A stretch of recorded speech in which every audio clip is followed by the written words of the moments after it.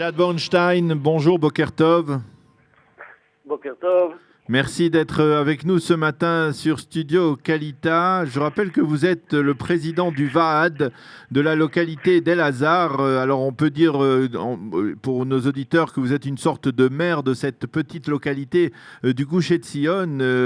Vous allez nous en parler, vous allez nous dire quelques mots sur cette localité d'El Hazar dans quelques instants. Mais nous parlons avec vous parce que cette semaine s'est déroulé un développement concernant le quartier de Netiv Avot, qui est l'un des quartiers de cette localité d'El Hazar, un quartier dans lequel, sur décision de la Cour suprême, une quinzaine de maisons doivent être détruites d'ici le mois de mars. Et on va dire en prélude de cette possible destruction, cette semaine, l'État d'Israël a détruit une menuiserie qui devrait être peut-être même déjà reconstruite depuis.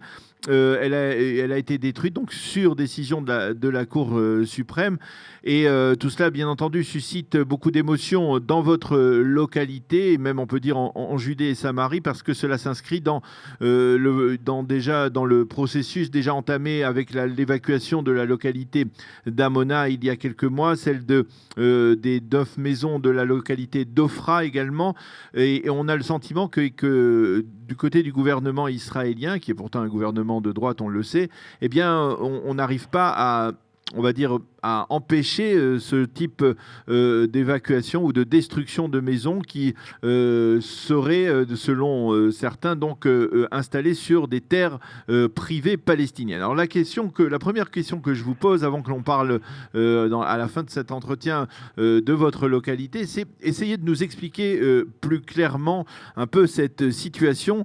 Est-ce que les maisons qui sont menacées de destruction se trouvent sur des terres dont les Palestiniens ont revendiqué la propriété et disposent de titres, de documents officiels qui permettent de prouver leur propriété sur ces terres? Voilà, alors ces terrains, en fin de compte, quand on a commencé de construire, il y avait personne là sur ces terrains, et donc ces terres, ils n'étaient pas du tout cultivés. Et plus tard, il y a plusieurs Arabes qui sont arrivés en disant comme quoi ça appartient à eux, et ils ont fait plusieurs appels. Ces appels étaient rejetés chaque fois, une après l'autre, jusqu'il y a eu des ONG de gauche, comme qu'on connaît, Shalom Arshav et autres, qui ont pris parti dans cette affaire et ont fait appel à la Cour suprême. Et malheureusement, la Cour suprême donne l'accès direct pour faire appel, même si on vérifie pas d'une façon très très précise. Voilà. À qui appartient ces terrains? Parce que à la Cour suprême, on ne peut pas faire des vérifications à ce niveau, et ça doit se faire sur un niveau plus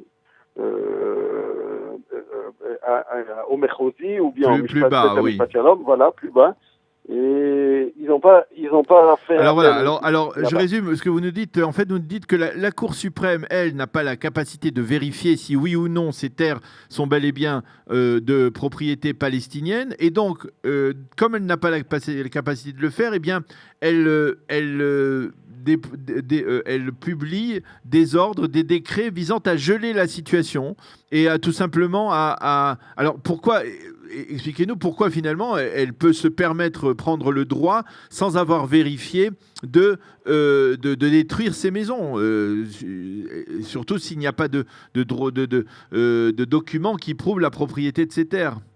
Alors ça, il faut vraiment savoir que si jamais cette question était posée pas dans les territoires à Tel Aviv ou à Herzliya, certainement ce sujet il n'y avait pas accès à la Cour suprême, et ça devait se passer dans un autre instance, et pas comme ça. Alors comment? Alors je comprends bien. C'est-à-dire que vous dites que en fait ce sont les ONG de gauche comme Shalom Arshav, comme d'autres organisations qui ont compris comment cela pouvait marcher, et qui ils déposent immédiatement un recours devant la Cour suprême sans être passés dans d'autres instances qui auraient pu prouver justement que ces terres ne sont pas de propriété palestinienne.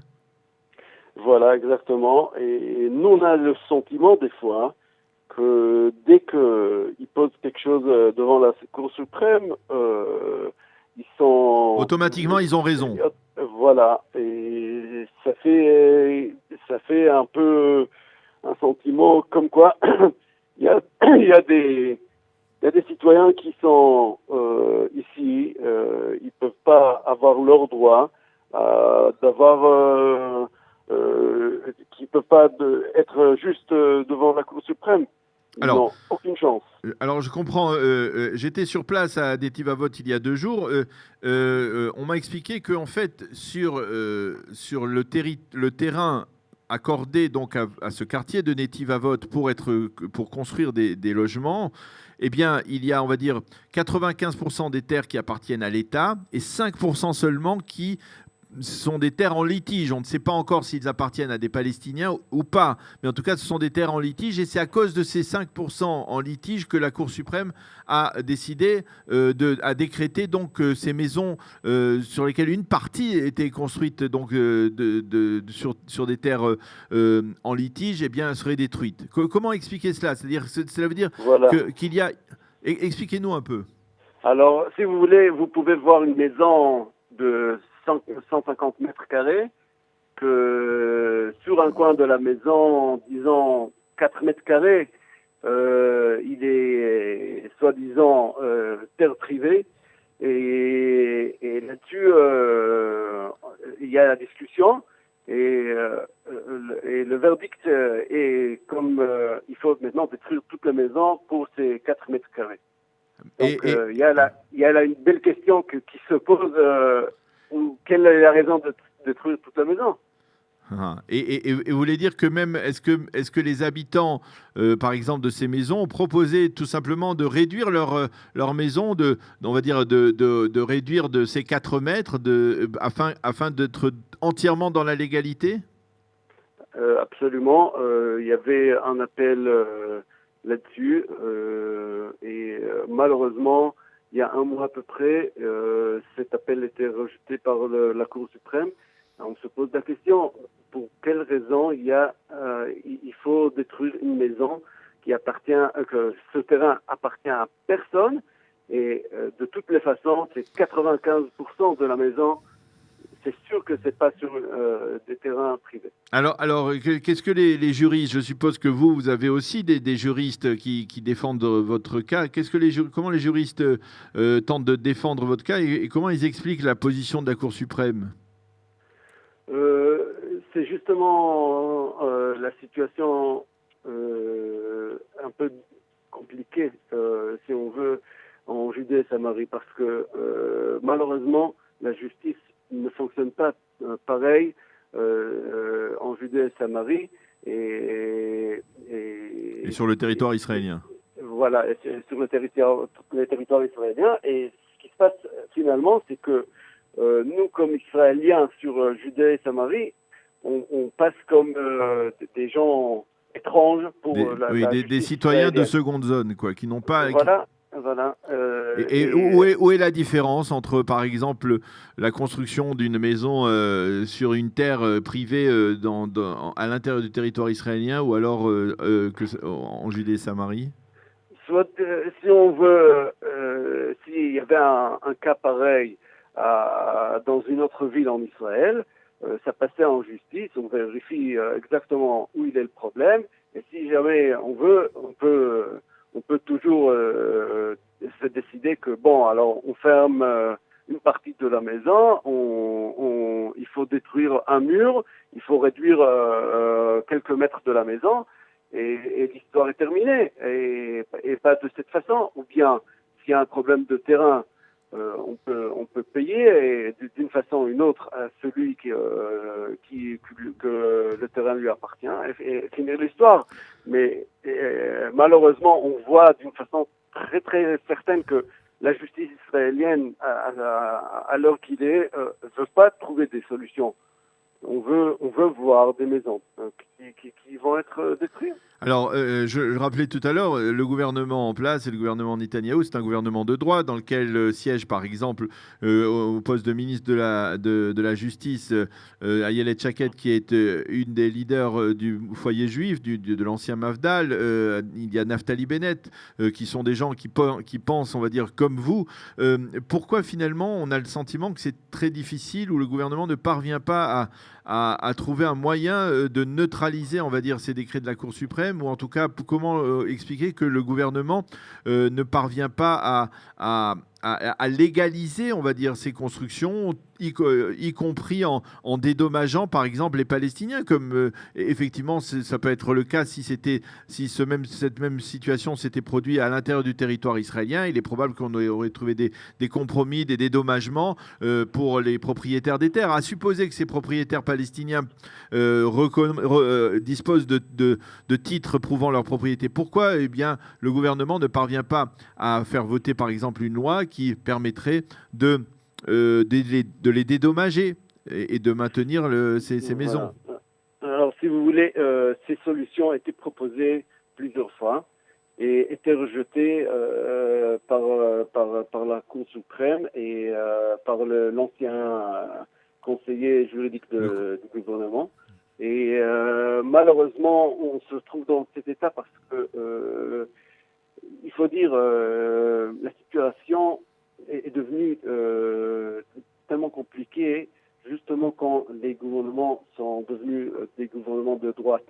Parce que les ONG de gauche, ils ont compris qu'ils n'arrivent pas à gagner et arriver à leur but par les urnes. Alors, ils ont trouvé une solution et passé par la justice. Et c'est là-bas qu'en ce moment, on se retrouve pour essayer de nous chasser de cette terre. Et c'est là-bas qu'il faut, à l'heure qu'il est, il faut maintenant essayer de lutter là-bas.